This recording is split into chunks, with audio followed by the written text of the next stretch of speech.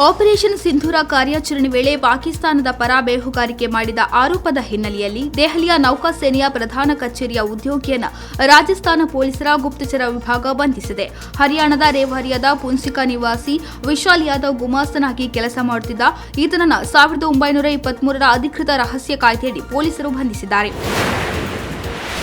XM-4 mission ಭಾಗವಾಗಿ ಅಂತಾರಾಷ್ಟ್ರೀಯ ಬಾಹ್ಯಾಕಾಶ ನಿಲ್ದಾಣಕ್ಕೆ ಪ್ರಯಾಣ ಬೆಳೆಸಿರುವ ಭಾರತೀಯ ಗಗನಯಾತ್ರಿ ಶುಭಾಂಶು ಶುಕ್ಲಾ ತಮ್ಮ ಚೊಚ್ಚಲ ಸುಂದರ ಅನುಭವಗಳನ್ನು ಬಾಹ್ಯಾಕಾಶದಿಂದಲೇ ಹಂಚಿಕೊಂಡಿದ್ದಾರೆ.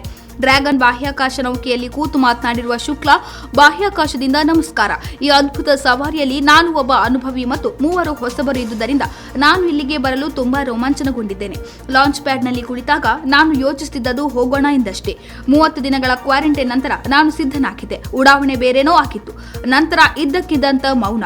ನಿರ್ವಾತದಲ್ಲಿ ನಾನು ತೇಲುತ್ತಿದ್ದೆ. ಅದು ವರ್ಣನಾತೀತ, ಅದ್ಭುತ, ವಿನಮ್ರ ಭಾವನೆ ಎಂದು ಮಾತನಾಡಿದ್ದಾರೆ. ಮುಸ್ಲಿಂ ಮಹಿಳೆಯರು ಖುಲಾ ಮೂಲಕ ವಿಚ್ಛೇದನ ಪಡೆಯಲು ಪತಿಯ ಒಪ್ಪಿಗೆಯ ಅಗತ್ಯವಿಲ್ಲ ಎಂದು ತೆಲಂಗಾಣ ಹೈಕೋರ್ಟ್ ತೀರ್ಪು ನೀಡಿದೆ.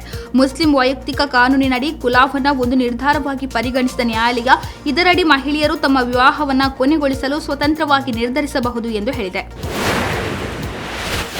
ಮಂಗಳವಾರ ಭಯೋತ್ಪಾದಕ ಗುಂಪು ತೆಹ್ರೀಕ್-ಇ-ತಾಲಿಬಾನ್ ಪಾಕಿಸ್ತಾನ ನಡೆಸಿದ ದಾಳಿಯಲ್ಲಿ ಕೊಲ್ಲಲ್ಪಟ್ಟ ಮೇಜರ್ ಮುಯಿಜ್ ಅಬ್ಬಾಸ್ ಶಾ ಅವರ ಅಂತ್ಯಕ್ರಿಯೆಯಲ್ಲಿ ಪಾಕಿಸ್ತಾನದ ಫೀಲ್ಡ್ ಮಾರ್ಷಲ್ ಹಾಗೂ ಪಾಕ್ ಸೇನಾ ಮುಖ್ಯಸ್ಥ ಅಸೀಂ ಮುನೀರ್ ಭಾಗವಹಿಸಿದ್ದರು. ಸಾಮಾಜಿಕ ಮಾಧ್ಯಮದಲ್ಲಿ ಹಲವು ಜನರು ಹಂಚಿಕೊಂಡಿರುವ ಈ ಫೋಟೋ ಅಸೀಂ ಮುನೀರ್ ಅವರು ಮುಯಿಜ್ ಶಾ ಅಂತ್ಯಕ್ರಿಯೆಯಲ್ಲಿ ಪ್ರಾರ್ಥನೆ ಸಲ್ಲಿಸುತ್ತಿರುವುದನ್ನು ತೋರಿಸಿದೆ. ಭಯೋತ್ಪಾದನೆ ಕುರಿತು ಚೀನಾ ಹಾಗೂ ಪಾಕಿಸ್ತಾನ ಮೃದು ಧೋರಣೆ ಅನುಸರಿಸುತ್ತಿರುವ ಕಾರಣ ಶಾಂಘೈ ಸಹಕಾರ ಸಂಸ್ಥೆಯ ಶೃಂಗಸಭೆಯಲ್ಲಿ ಸಹಿ ಹಾಕಲು ರಕ್ಷಣಾ ಸಚಿವ ರಾಜನಾಥ್ ಸಿಂಗ್ ನಿರಾಕರಿಸಿದ್ದಾರೆ ಎನ್ನುವ ಮಾಹಿತಿ ಲಭ್ಯವಾಗಿದೆ. ಭಯೋತ್ಪಾದನೆ ಮತ್ತು ಪಹಲ್ಗಾಮ್ ಭಯೋತ್ಪಾದಕ ದಾಳಿಯ ಬಗ್ಗೆ ಭಾರತದ ನಿಲುವನ್ನು ದುರ್ಬಲಗೊಳಿಸುವ ಶಾಂಘೈ ಸಹಕಾರ ಸಂಸ್ಥೆ ದಾಖಲೆಗೆ ಸಹಿ ಹಾಕಲು ರಕ್ಷಣಾ ಸಚಿವ ರಾಜನಾಥ್ ಸಿಂಗ್ ನಿರಾಕರಿಸಿದರು ಎಂದು ಮೂಲಗಳು ತಿಳಿಸಿವೆ. ಈ ಶೃಂಗಸಭೆಯು ಚೀನಾ, ರಷ್ಯಾ, ಪಾಕಿಸ್ತಾನ ಮತ್ತು ಭಾರತ ಸೇರಿದಂತೆ 10 ಸದಸ್ಯ ರಾಷ್ಟ್ರಗಳ ರಕ್ಷಣಾ ನಾಯಕರನ್ನು ಒಟ್ಟುಗೂಡಿಸಿತು. ಕೇಂದ್ರ ಗೃಹ ಸಚಿವ ಅಮಿತ್ ಶಾ ಅವರು ಮೋದಿ ಸರ್ಕಾರವು ಮಾದಕ ದ್ರವ್ಯಗಳ ದಂಗೆಕೋರರನ್ನು ನಿರ್ದಯವಾಗಿ ಹೊಡೆದುರುಳಿಸುತ್ತಿದೆ ಮತ್ತು ವ್ಯಸನಿ ಯುವಕರನ್ನ ಸಹಾನುಭೂತಿಯಿಂದ ಸಾಮಾನ್ಯ ಜೀವನಕ್ಕೆ ತರುತ್ತಿದೆ ಎಂದು ಹೇಳಿದ್ದಾರೆ. ಅಂತಾರಾಷ್ಟ್ರೀಯ ಮಾದಕ ದ್ರವ್ಯ ವಿರೋಧಿ ದಿನದಂದು ಸಾಮಾಜಿಕ ಮಾಧ್ಯಮ ಪೋಸ್ಟ್ನಲ್ಲಿ ಶಾ ಮಾದಕ ದ್ರವ್ಯಗಳು ಯುವಕರಿಗೆ ದೊಡ್ಡ ಪಿಡುಗು ಎಂದು ಹೇಳಿದ್ದಾರೆ. ಮಾದಕ ದ್ರವ್ಯ ಮುಕ್ತ ಭಾರತಕ್ಕಾಗಿ ಯುದ್ಧದಲ್ಲಿರುವ ದೇಶದ ಎಲ್ಲ ಯೋಧರು ಮತ್ತು ಮಿತ್ರ ರಾಷ್ಟ್ರಗಳಿಗೆ ಸಚಿವರು ಶುಭ ಹಾರೈಸಿದ್ದಾರೆ. ಈ ಬೆದರಿಕೆಗೆ ಮೋದಿ ಸರ್ಕಾರವು ಸಂಪೂರ್ಣ ಸರ್ಕಾರದ ವಿಧಾನದೊಂದಿಗೆ ಮುನ್ನಡೆಯುತ್ತಿದೆ ಮತ್ತು ಈ ದಿನವು ಮಾದಕ ದ್ರವ್ಯ ದುರುಪಯೋಗದ ಬೆದರಿಕೆಯ ವಿರುದ್ಧ ಸರ್ಕಾರದ ಸಂಕಲ್ಪವನ್ನು ಮತ್ತಷ್ಟು ಬಲಪಡಿಸಿದೆ ಎಂದು ಅವರು ಆಶಿಸಿದರು. ಹಿಮಾಚಲ ಪ್ರದೇಶಕ್ಕೆ 3 ದಿನಗಳ ಭೇಟಿಗಾಗಿ ಶಿಮ್ಲಾಕ್ಕೆ ಆಗಮಿಸಿದ ಕೇಂದ್ರ ಸಂಸದೀಯ ವ್ಯವಹಾರಗಳ ಮತ್ತು ಅಲ್ಪಸಂಖ್ಯಾತ ವ್ಯವಹಾರಗಳ ಸಚಿವ ಕಿರಣ್ ರಿಜಿಜು, ಪ್ರಧಾನಿ ನರೇಂದ್ರ ಮೋದಿ ಅವರ ನೇತೃತ್ವದಲ್ಲಿ ಕೇಂದ್ರ ಸರ್ಕಾರವು 2014ರಿಂದ ಗಡಿ ಪ್ರದೇಶಗಳಲ್ಲಿ ರಸ್ತೆಗಳು ಸೇರಿದಂತೆ ಮೂಲಸೌಕರ್ಯಗಳ ಅಭಿವೃದ್ಧಿಗೆ ಆದ್ಯತೆ ನೀಡಿದೆ ಎಂದು ಹೇಳಿದ್ದಾರೆ. ಹಿಂದಿನ ಕಾಂಗ್ರೆಸ್ ಸರ್ಕಾರವು ಗಡಿ ಪ್ರದೇಶಗಳಲ್ಲಿ ಯಾವುದೇ ಅಭಿವೃದ್ಧಿಯನ್ನು ಕೈಗೊಳ್ಳದಿರುವ ನೀತಿಯನ್ನು ಹೊಂದಿತ್ತು. ಆದರೆ ಮೋದಿ ಸರ್ಕಾರವು ಅದನ್ನು ಸಂಪೂರ್ಣವಾಗಿ ಹಿಮ್ಮೆಟ್ಟಿಸಿದೆ ಎಂದು ಅವರು ಹೇಳಿದರು. ಕ್ಯಾನ್ಸರ್ ರೋಗಿಗಳಿಗೆ ಸಮಗ್ರ ಆರೈಕೆ ಒದಗಿಸಲು ನವದೆಹಲಿಯಲ್ಲಿ ಸರ್ ಗಂಗಾ ರಾಮ್ ಕ್ಯಾನ್ಸರ್ ಕೇಂದ್ರವನ್ನು ರಾಷ್ಟ್ರಪತಿ ದ್ರೌಪದಿ ಮುರ್ಮು ನಿನ್ನೆ ಉದ್ಘಾಟಿಸಿದ್ದಾರೆ. ಭೇಟಿಯ ಸಮಯದಲ್ಲಿ ರಾಷ್ಟ್ರಪತಿಗಳು ಅತ್ಯಾಧುನಿಕ ಸೌಲಭ್ಯಗಳನ್ನು ವೀಕ್ಷಿಸಿದರು ಮತ್ತು ರೋಗಿಗಳೊಂದಿಗೆ ಸಂವಹನ ನಡೆಸಿದರು. ದೇಶಾದ್ಯಂತ 15 ಕೋಟಿಗೂ ಹೆಚ್ಚು ಮನೆಗಳಿಗೆ ನಲ್ಲಿ ನೀರಿನ ಸಂಪರ್ಕವನ್ನು ಸರ್ಕಾರ ಒದಗಿಸಿದೆ ಎಂದು ಜಲಶಕ್ತಿ ಸಚಿವ ಸಿಆರ್ ಪಾಟೀಲ್ ಹೇಳಿದ್ದಾರೆ. ಉಳಿದ 4 ಕೋಟಿ ಮನೆಗಳಿಗೆ ನಲ್ಲಿ ನೀರಿನ ಸಂಪರ್ಕವನ್ನು ಒದಗಿಸುವ ಕಾರ್ಯ 2028ರ ವೇಳೆಗೆ ಪೂರ್ಣಗೊಳ್ಳಲಿದೆ ಎಂದು ಅವರು ಹೇಳಿದರು. ನಿನ್ನೆ ನವದೆಹಲಿಯಲ್ಲಿ ಪತ್ರಿಕಾಗೋಷ್ಠಿಯನ್ನು ಉದ್ದೇಶಿಸಿ ಮಾತನಾಡಿದ ಪಾಟೀಲ್ ಅವರು, ಜಲಜೀವನ್ ಮಿಷನ್ ಅಡಿಯಲ್ಲಿ ಸರ್ಕಾರವು ಪ್ರತಿಯೊಂದು ಮನೆಗೂ ಸುರಕ್ಷಿತ ಕುಡಿಯುವ ನೀರನ್ನು ಒದಗಿಸಿದೆ ಎಂದು ಹೇಳಿದರು. ಸುರಕ್ಷಿತವಾಗಿ ನಿರ್ವಹಿಸಲಾದ ಕುಡಿಯುವ ನೀರು ಅತಿಸಾರ ರೋಗಗಳಿಂದ ವಾರ್ಷಿಕವಾಗಿ 4 ಲಕ್ಷ ಸಾವುಗಳನ್ನು ತಡೆಗಟ್ಟಿದೆ ಎಂದು ವಿಶ್ವ ಆರೋಗ್ಯ ಸಂಸ್ಥೆ ಅಂದಾಜಿಸಿದೆ ಎಂದು ಸಚಿವರು ಹೇಳಿದ್ದಾರೆ. ಇತ್ತೀಚೆಗೆ ಅಹಮದಾಬಾದ್ನಲ್ಲಿ ಸಂಭವಿಸಿದ ಅಪಘಾತಕ್ಕೆ ಕಾರಣವಾದ ಘಟನೆಗಳ ಅನುಕ್ರಮವನ್ನು ಪುನರ್ನಿರ್ಮಿಸಲು air India flight AI-171 black box ಡೇಟಾವನ್ನು ಡೌನ್ಲೋಡ್ ಮಾಡಲಾಗಿದೆ. ಮುಂಭಾಗದ ಕಪ್ಪು ಪಟ್ಟಿಗೆಯಿಂದ ಕ್ರ್ಯಾಶ್ ಪ್ರೊಟೆಕ್ಷನ್ ಮಾಡ್ಯೂಲ್ ಅನ್ನು ಸುರಕ್ಷಿತವಾಗಿ ಹಿಂಪಡೆಯಲಾಯಿತು ಮತ್ತು ಮೆಮೊರಿ ಮಾಡ್ಯೂಲ್ ಅನ್ನು ಯಶಸ್ವಿಯಾಗಿ ಪ್ರವೇಶಿಸಲಾಯಿತು ಮತ್ತು ಅದರ ಡೇಟಾವನ್ನು ದೆಹಲಿಯ ವಿಮಾನ ಅಪಘಾತ ತನಿಖಾ ಬ್ಯೂರೋ ಲ್ಯಾಬ್ನಲ್ಲಿ ಡೌನ್ಲೋಡ್ ಮಾಡಲಾಯಿತು. ತುರ್ತು ಸಂದರ್ಭದಲ್ಲಿ ಕರೆ ಮಾಡುವಾಗ ಬರುವ ಅಮಿತಾಬ್ ಬಚ್ಚನ್ ಅವರ ಧ್ವನಿಯ ಸೈಬರ್ ವಂಚನೆ ಜಾಗೃತಿ ಕಾಲರ್ ಟ್ಯೂನ್ ಜನರಿಗೆ ಕಿರಿಕಿರಿ ಉಂಟು ಮಾಡುತ್ತಿತ್ತು. ಈ ಬಗ್ಗೆ ಪ್ರತಿಯೊಬ್ಬರು ವಿರೋಧ ವ್ಯಕ್ತಪಡಿಸಲೇ ಬಂದಿದ್ದರು. ಸದ್ಯ ಜನರ ಮನವಿಗೆ ಕೇಂದ್ರ ಸ್ಪಂದಿಸಿದ್ದು ಇಂದಿನಿಂದ ಕಾಲರ್ ಟ್ಯೂನ್ ತೆಗೆದು ಹಾಕಲಾಗಿದೆ ಎಂದು ತಿಳಿಸಿದೆ. ಭಾರತದಲ್ಲಿ ಸೈಬರ್ ಅಪರಾಧಗಳ ಸಂಖ್ಯೆ ಹೆಚ್ಚಾಗುತ್ತಿರುವ ಹಿನ್ನೆಲೆ ಕೇಂದ್ರ ಗೃಹ ಇಲಾಖೆಯು ಆನ್ಲೈನ್ ವಂಚನೆಗಳ ಬಗ್ಗೆ ಜನರಿಗೆ ಎಚ್ಚರಿಕೆ ನೀಡಲು ಸೈಬರ್ ವಂಚನೆ ಜಾಗೃತಿ ಅಭಿಯಾನ ಆರಂಭಿಸಿತು. ಯಾರಿಗೆ ಕರೆ ಮಾಡಬೇಕಾದರೂ ಸಹ ಅಮಿತಾಬ್ ಬಚ್ಚನ್ ಅವರ ಧ್ವನಿ ಇದ್ದ ಕಾಲರ್ ಟ್ಯೂನ್ ಕೇಳಿ ಬರುತ್ತಿತ್ತು. ಸರ್ಕಾರದ ಈ ನಡುವೆಯೂ ಹೆಚ್ಚಾಗಿ ಟ್ರೋಲ್ಗೆ ಒಳಗಾಗಿತ್ತು. ರಾಜ್ಯ ಕಾಂಗ್ರೆಸ್ನಲ್ಲಿ ಆಗಸ್ಟ್ ತಿಂಗಳಲ್ಲಿ ಕ್ರಾಂತಿ ನಡೆಯಲಿದೆ ಎಂದು ಸಹಕಾರಿ ಸಚಿವ ಕೆಎನ್ ರಾಜಣ್ಣ ಸ್ಫೋಟಕ ಹೇಳಿಕೆ ನೀಡಿದ್ದಾರೆ. ಬೆಂಗಳೂರಿನಲ್ಲಿ ಗುರುವಾರ ಮಾತನಾಡಿದ ಅವರು ಈ ಬಗ್ಗೆ ಮಹತ್ವದ ಸುಳಿವನ್ನ ನೀಡಿದ್ದಾರೆ.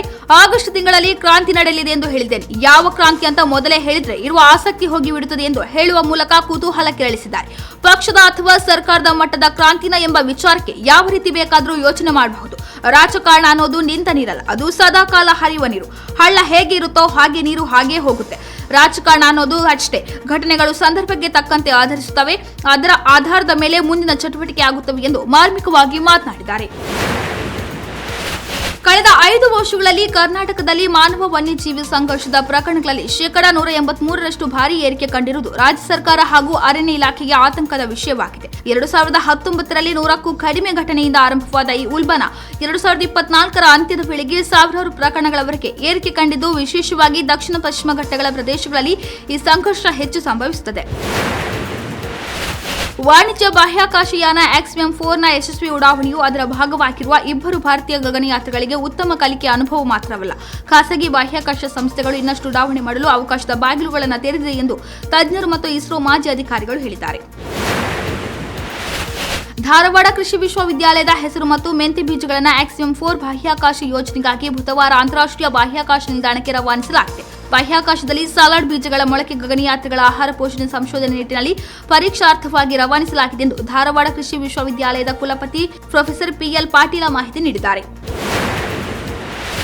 ಮೈಸೂರಿನ HD ಕೋಟೆಯ ಬೀಚನಹಳ್ಳಿಯಲ್ಲಿನ ಕಬಿನಿ ಡ್ಯಾಂಗೆ ನಟ ಶಿವರಾಜ್ ಕುಮಾರ್ ತಮ್ಮ ಪತ್ನಿ ಸಮೇತ ಭೇಟಿ ನೀಡಿದರು. ಕಬಿನಿ ಡ್ಯಾಂನಲ್ಲಿ ಶಿವನ ಜೊತೆ ಫೋಟೋಗೆ ಅಭಿಮಾನಿಗಳು ಮುಗಿಬಿದ್ದರು. ರಸ್ತೆಯಲ್ಲಿ ಹೋಗುವಾಗ ಹಾಡಿ ಮಕ್ಕಳನ್ನ ಕಂಡು ಮಕ್ಕಳ ಜೊತೆ ಶಿವನ ದಂಪತಿ ಫೋಟೋ ತೆಗೆಸಿಕೊಂಡರು.